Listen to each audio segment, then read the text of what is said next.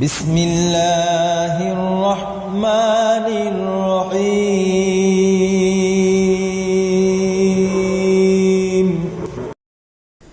আজকে আমি সূরাতুন নিসার দুটি আয়াত শেয়ার করতে চাই। একটি আয়াতে আল্লাহ বলছেন সবার আগে কোন কোন পাপগুলো থেকে আমাদেরকে দূরে থাকা প্রয়োজন। অনেক সময় একজন মুসলিমের জীবনে কাজের অগ্রাধিকার নির্ধারণের ক্ষেত্রে সঠিকভাবে বুঝের অভাব দেখা দেয়। কিছু কিছু কাজ অন্য কাজের চেয়ে বেশি গুরুত্বপূর্ণ, অন্যান্য কাজের চেয়ে আপনার নামাজ বেশি জরুরি। ইসলামের এমন অনেক আমল রয়েছে যা জীবনকে সৌন্দর্যমণ্ডিত করে তুলবে, কিন্তু সেই কাজগুলো গুরুত্বর দিক থেকে নামাজের কাছাকাছি পর্যায়েও নেই, বা পাপ কাজের ক্ষেত্রেও এরকম প্রাধান্য রয়েছে। অনেক আমল রয়েছে যেগুলো আমাদের করা উচিত, যেমন ঘরে প্রবেশের সময় ডান পা দিয়ে প্রবেশ করা উচিত, টয়লেটে প্রবেশের সময় বাম পা দিয়ে প্রবেশ করা উচিত, এবং নির্দিষ্ট দোয়াগুলো পড়া উচিত। এ ধরনের আমলগুলো করার চেষ্টা থাকা উচিত, এগুলো উপেক্ষা করার কোনো সুযোগ নেই। কিন্তু এমন অনেক পাপ কাজ রয়েছে যেগুলো করা কবিরা গুনাহ। অনেক সময় এই অগ্রাধিকার নির্ধারণের ক্ষেত্রে মানুষ যখন সঠিক জ্ঞানের অভাব থাকে, তখন তারা ছোট ছোট ব্যাপারকে বেশি গুরুত্ব দেয়। তারা নিশ্চিত করতে চায় যে আমি অমুক অমুক সুন্নাহ ঠিকভাবে পালন করছি তো, অমুক অমুক দোয়াগুলো নিয়মিত পড়ছি তো, শুক্রবারে সূরাতুল কাহফ পড়ছি তো, ইত্যাদি ইত্যাদি। তো তারা ছোট ছোট আমলগুলো সঠিকভাবেই আদায় করে, কিন্তু একই সময়ে চোখের সামনে থাকা বিশাল বিশাল গুনাহগুলো অনায়াসেই করে ফেলে। করার সময় দ্বিতীয়বার চিন্তাও করে না। যেমন ধরুন হারাম উপার্জনের টাকা, জিনা করা, সুদ, এরকম বড় বড় গুনাহ, বিরাট বিরাট শয়তানি পাপগুলো সে অনায়াসেই করে যায়। মনে হয় যেন চোখ থাকতেও সে অন্ধ। ছোট ছোট আমলগুলো আপনি ঠিকই গুরুত্ব দিয়ে করে যাচ্ছেন, যেন মনে মনে ভালো ফিল করতে পারেন যে যাক, আমি তো ধর্ম পালন করছি। এজন্যই কুরআন আমাদেরকে বিভিন্ন আমলের সঠিক অনুপাত ঠিক করে দিয়েছে। আল্লাহ এই আয়াতে বলছেন, ইনতাজতানিবু কাবাইরা মা তুনহাউনা আনহু, যদি তোমরা নিষিদ্ধ কাজের বড় বড়গুলো হতে বিরত থাকো। সুতরাং দেখা যাচ্ছে এমন অনেক বড় বড় পাপ রয়েছে যেগুলো থেকে আমাদের অবশ্যই বিরত থাকতে হবে। যদি আমরা এটা করতে পারি, তাহলে ছোট ছোট পাপের ক্ষেত্রে আল্লাহ বলছেন নুকাফিরু আনকুম সাইয়্যাতিকুম, তাহলে আমি তোমাদের ছোট ছোট পাপগুলো ক্ষমা করে দেব। অর্থাৎ আগে সিরিয়াস ব্যাপারগুলো যত্ন নাও। কোরআন যেগুলোর উপর গুরুত্ব আরোপ করেছে, যেমন টাকা উপার্জনের বিষয়টা, কিভাবে আমরা টাকা আয় করি এবং কিভাবে তা ব্যয় করি, সে ব্যাপারে আগে যত্নবান হওয়া, এটা খুবই সিরিয়াস একটা ব্যাপার। আমাদের আশেপাশে যারা আছে তাদের অধিকারের ব্যাপারে সাবধান থাকা, যারা এতিম বা অভাবগ্রস্ত তাদের দেখাশোনা করা। সূরা মাউনে আল্লাহ বলছেন ফাযালিকাল্লাযী ইয়াদউল ইয়াতীম, সেই ব্যক্তি যে এতিমকে গলা ধাক্কা দেয়। এগুলো বড় ধরনের পাপ। তারপর যেভাবে আমরা আমাদের ব্যবসা বাণিজ্য চালাই, কেউ যদি আপনার কাছে টাকা পায়, কোনো কন্ট্রাক্ট মানতে যদি ওয়াদাবদ্ধ হন, কোনো সেবা প্রদান করার জন্য যদি আপনাকে বেতন দেওয়া হয়, কাজের ক্ষেত্রে সততা বজায় রাখা। ঠিক একইভাবে কোরআনে বর্ণিত সবচেয়ে ভয়ঙ্কর পাপগুলোর একটি হলো সুদ। একইভাবে আমাদের পবিত্রতা রক্ষা করা, অর্থাৎ জেনা ব্যভিচার থেকে বিরত থাকা, এটা কবিরা গুনাহ। এটা এত বড় গুনাহ যে আল্লাহ বলছেন লা তাকরাবুজ জিনা, ব্যভিচারের কাছেও যেও না। অন্যান্য ছোট ছোট গুনায় তোমরা হয়তো জড়িয়ে পড়বে। হতে পারে তোমার নামাজে যথেষ্ট মনোযোগ ছিল না, অজুটাও হয়তো উত্তম রূপে করা হয়নি। হতে পারে যখন নামাজ পড়ছিলে তখন অন্য কোথাও মন পড়েছিল। হতে পারে হজ বা উমরা করার সময় কিছু কিছু নিয়মকানুন ঠিকমতো পালন করতে পারোনি। কখনো কখনো হয়তো ধৈর্য হারিয়ে ফেলেছিলে।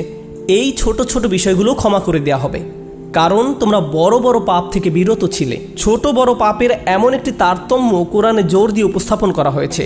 কিন্তু এই আয়াতের যে ব্যাপারটি আমার কাছে বেশ চমৎকার লেগেছে, সেটা শুধু তিনি যে আমাদের পাপগুলো উপেক্ষা করবেন তা নয়, বরং এই পাপগুলোর কথা মনে করে আমরা প্রায় লজ্জিত হয়ে পড়ি।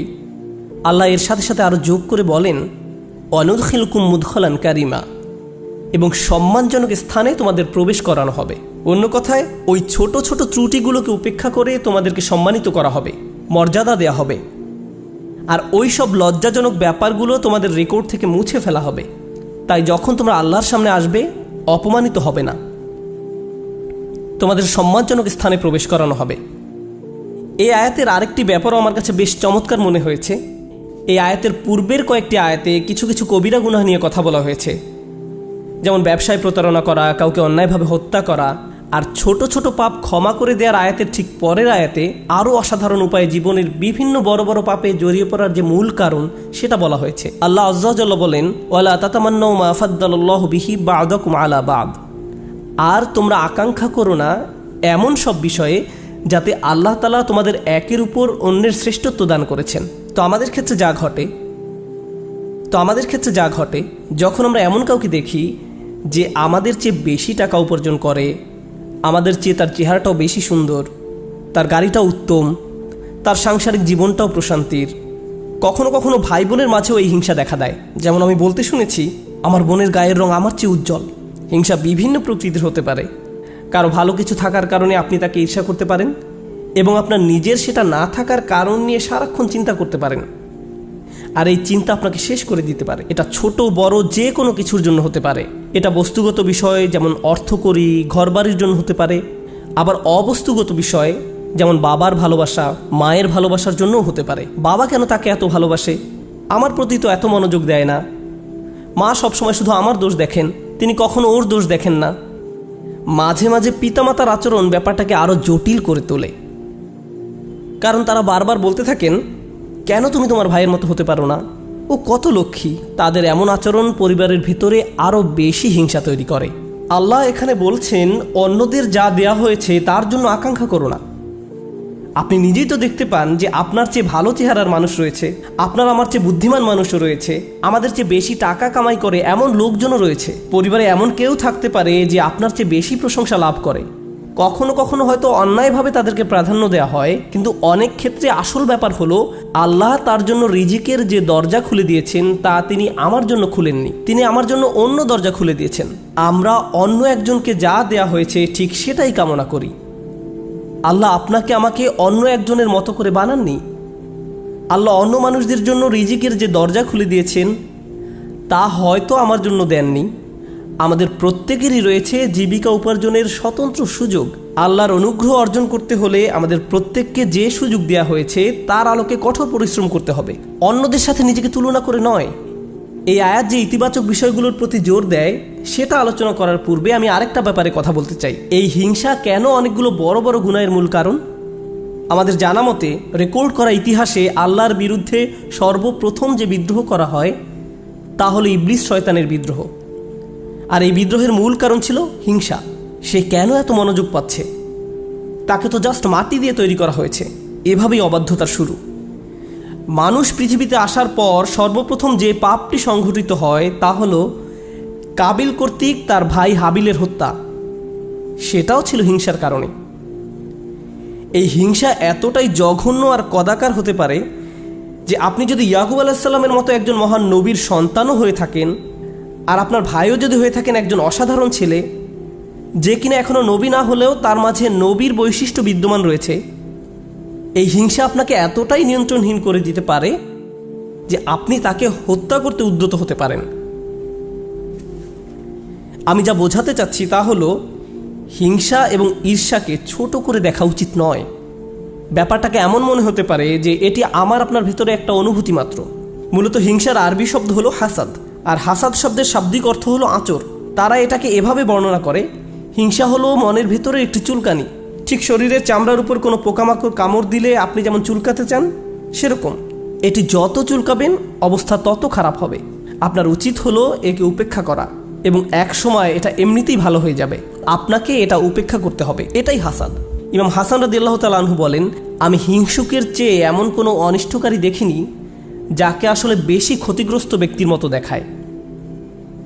সাধারণত কেউ ক্ষতি করলে অন্য একজন তার এই ক্ষতির কারণে ক্ষতিগ্রস্ত হয়, কিন্তু হিংসার ক্ষেত্রে ক্ষতিকারী নিজেই নিজের ক্ষতি করে। সে হিংসা করছে, কিন্তু এই হিংসার কারণে নিজেই নিজের অনিষ্টের শিকার হচ্ছে। আর এই কারণেই সূরা ফালাকে হিংসুকের হিংসা থেকে আমরা আল্লাহর নিকট আশ্রয় প্রার্থনা করি। ওয়া মিন শাররি হাসিদিন ইযা হাসাদ। হিংসুকের অনিষ্ট থেকে যখন সে হিংসা করে, ঠিক সেই মুহূর্তে যখন সে হিংসা করে, এটা খুবই গুরুত্বপূর্ণ একটা ব্যাপার।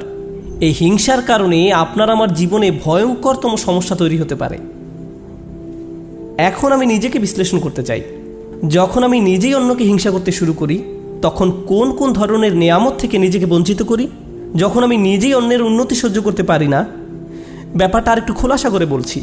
তামান্নি জাওয়ালিন নি'মা লিদুনিহি। আপনি ইচ্ছা করেন যে তার যেন এই নিয়ামতটি না থাকে। ব্যাপারটা এমন নয় যে আচ্ছা ওই ভাই খুবই শক্তিশালী, আমি যদি তার মতো শক্তিশালী হতাম।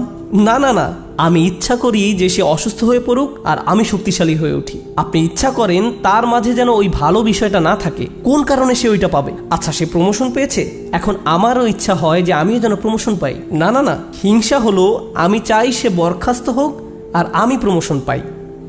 আপনি তার ব্যর্থতা দেখতে চান, আপনার ভেতরের কিছু একটা চায় তার যেন পতন ঘটে।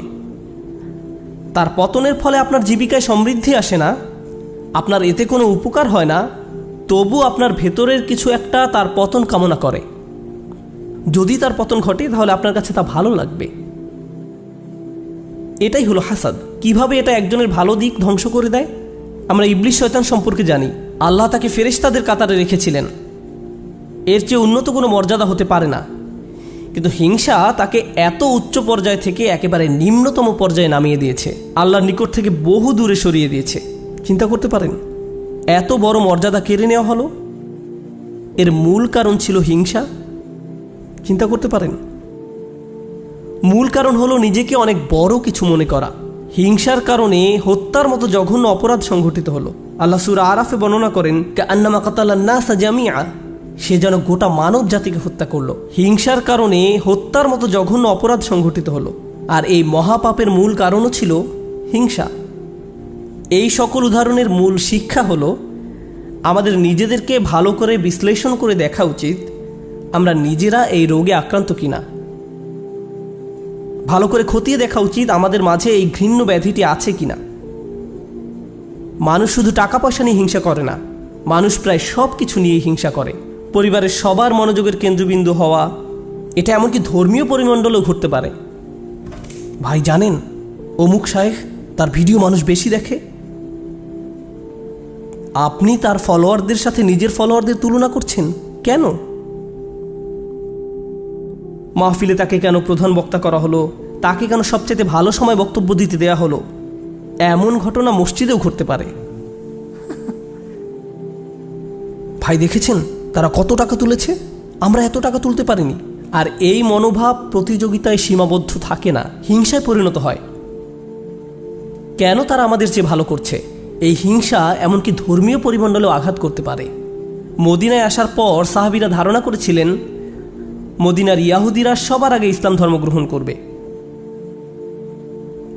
এ সম্পর্কে কোরআনে এসেছে, আফাতাতমাউনা আইয়ুমিনু লাকুম, তোমরা কি আশা করো যে তারা তোমাদের কথা ঈমান আনবে? কারণ তারা আহলে কিতাব, তারা ওহী অবতীর্ণ হওয়া সম্পর্কে অবগত ছিল। তারা রাসূল সাল্লাল্লাহু আলাইহি সাল্লামকে সেভাবে চিনত যেভাবে তারা তাদের ছেলে মেয়েদের চিনতে পারত। এর কারণ ছিল আসলে হিংসা।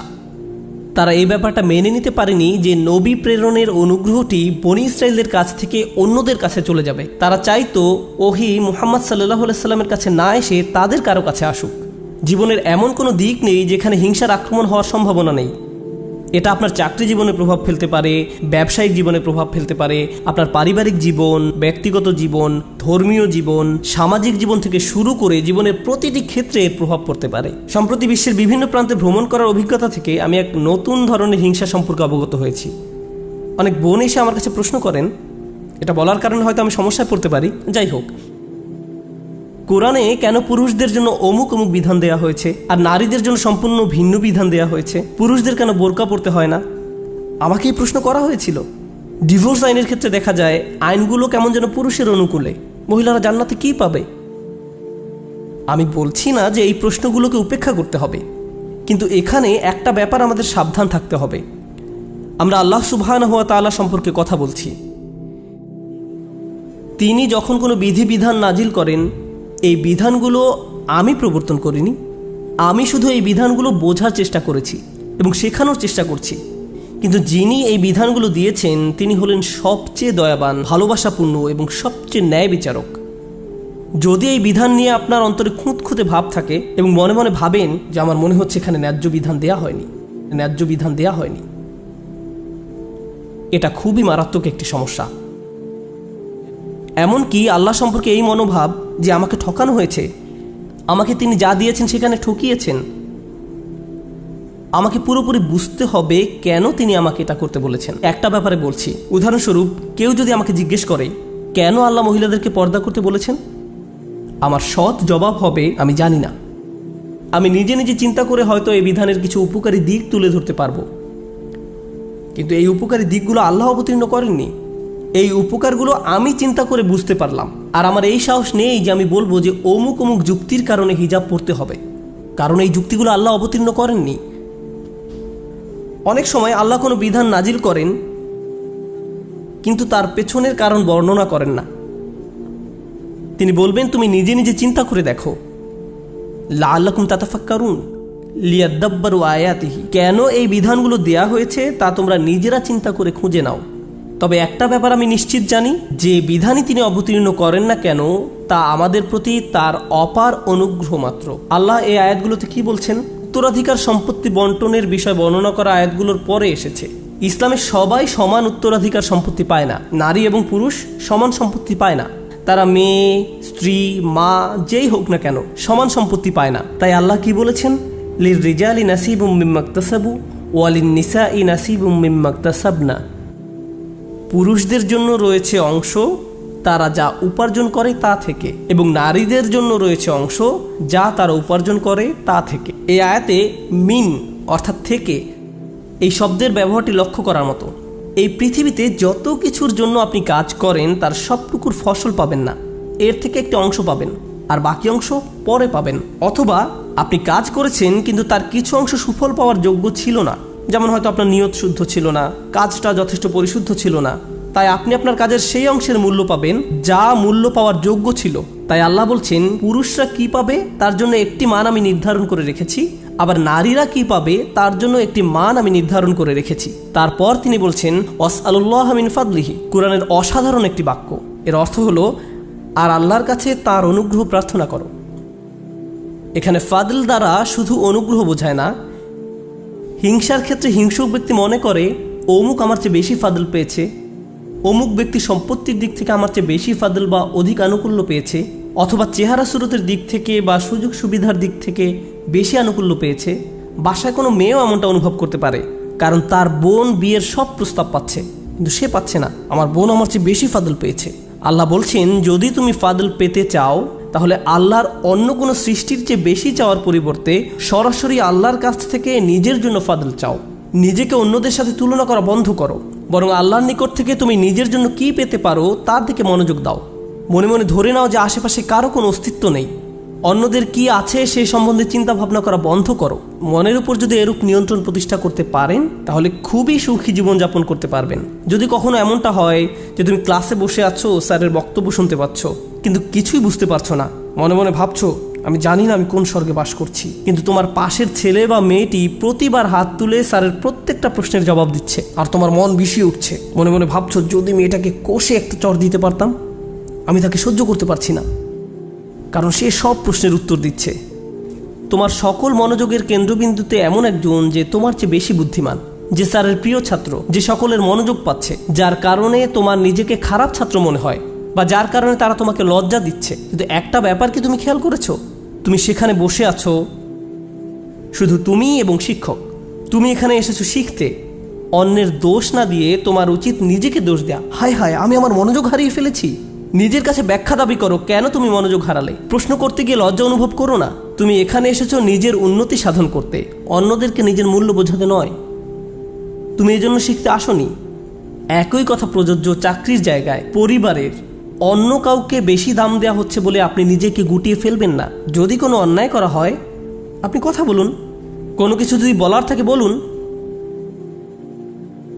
যদি কোনো কিছু আপনাকে বিরক্ত করে ভেতরে ভেতরে জ্বলবেন না এবং এটাকে বড় হতে দিবেন না, নিজের ভেতরে ঘৃণা তৈরি হতে দিবেন না। আমরা আল্লাহর নিকট যে দোয়াগুলো করি তার একটি হলো ওয়ালা তাজআল ফি কুলুবিনা গিল্লাল লিল্লাযিনা আমানু, ঈমানদারদের বিরুদ্ধে আমাদের অন্তরে কোনো বিদ্বেষ রেখো না। যখন আমরা কিয়ামতের দিন তার সামনে দণ্ডায়মান হব তখন যেন আমাদের অন্তরে ঈমানদারদের বিরুদ্ধে কোনো গিল বা খারাপ অনুভূতি না থাকে। আমরা দুনিয়াতেও এটা চাই না, আর জান্নাতে আল্লাহ আমাদের থেকে তা দূরে রাখুন। তাই এই ব্যাপারটা পার্থিব জীবনে ঘটতে পারে। এমন হতে পারে যে কারো বিরুদ্ধে আপনার অন্তরে হিংসার মনোভাব তৈরি হচ্ছে, ও সে তো এই পজিশন পাওয়ার যোগ্য নয়, সে তো অমুক কাজ করার যোগ্য নয়। আপনার অন্তরে যদি এমন অনুভূতি তৈরি না হয় তাহলে সেটা খুবই ভালো। কিন্তু অনেক মানুষ আছে যারা এভাবে চিন্তা করে ওই লোক আমার চেয়ে অনেক বেশি বেতন পায়, সে কেন আমার চেয়ে বেশি বেতন পাবে? তারা কত টাকা বেতন পায় বা না পায় তার সাথে আপনার সম্পর্ক কি? আপনি কি করেন? আপনি কি অর্জন করেছেন? আপনার যদি মনে হয় যে আপনার আরও বেশি বেতন পাওয়া উচিত, তাহলে ব্যাপারটা যথাযথ কর্তৃপক্ষকে বলুন। ওয়াসআলুল্লাহ মিন ফাদলিহি, আল্লাহর কাছে তাঁর অনুগ্রহ প্রার্থনা করুন। ইন্নাল্লাহ কানা বিকুল্লি শাইইন আলিমা, নিঃসন্দেহে আল্লাহ তাআলা সর্ববিষয়ে জ্ঞাত। যখন আমরা অন্যের সাথে নিজেকে তুলনা বন্ধ করব, যখন পুরুষ বা নারী হিসাবে কি পেলাম বা কি পেলাম না এসব নিয়ে চিন্তা করা বন্ধ করব, অমুক অমুক ব্যক্তির কারণে আমি পেছনে পড়ে আছি এমন চিন্তা করা বন্ধ করব, আপনার এবং আল্লাহর মাঝে আর কেউ নেই। যদি কোনো বিষয়ে অগ্রগতি অর্জন করতে চান, সরাসরি আল্লাহকে বলুন ওয়াসআলুল্লাহ মিন ফাদলিহি। অন্যথায় সারা জীবন ধরে কেবল অন্যের বিরুদ্ধে অভিযোগই করে যেতে পারবেন। কিভাবে তারা আপনার প্রতি অন্যায় করেছে, কিভাবে তারা আপনাকে সুযোগ থেকে বঞ্চিত করেছে, কিভাবে সবাই পেয়েছে কিন্তু আপনি পাননি। আর এভাবে অভিযোগ করলে আপনার জীবন তো দুর্দশাগ্রস্ত হবেই, আপনার কারণে আপনার আশেপাশের মানুষের জীবনও দুর্বিষহ হয়ে পড়বে। এই আয়াতটি নিয়ে সর্বশেষ যা শেয়ার করতে চাই, বিশেষ করে যখন আমরা তেলাওয়াত করি ওয়া মিন শাররি হাসিদিন ইযা হাসাদ, এখানে ইযা শব্দটির দিকে বিশেষ মনোযোগ দিন। কেউ কেউ বলেন এখানে হাসাদকে বর্ণনা করা হয়েছে একটি গুণ হিসেবে, শুধুমাত্র শব্দগতভাবে ইসমে ফাইল হিসেবে নয়, বরং একজন মানুষের একটি খারাপ গুণ হিসেবে, অর্থাৎ এমন ব্যক্তি যার মাঝে হিংসার প্রবণতা আছে। কিন্তু ইজা শব্দটি একটি বিষয়ের প্রতি বিশেষ ইঙ্গিত করে। আপনার মাঝে যদি এই গুণটি থেকে থাকে, তাহলে কোনো এক সময় কুৎসিত উপায়ে এর প্রকাশ ঘটবে, আজ না হোক কাল। খারাপ কিছু একটা আপনি করে বসবেন, কারণ আপনার মাঝে খারাপ গুণটি আছে। আপনি নিজেও হাসিদ হতে চান না, হিংসুক হতে চান না। আবার যারা হিংসা করে তাদের অনিষ্ট থেকে বাঁচতে চান।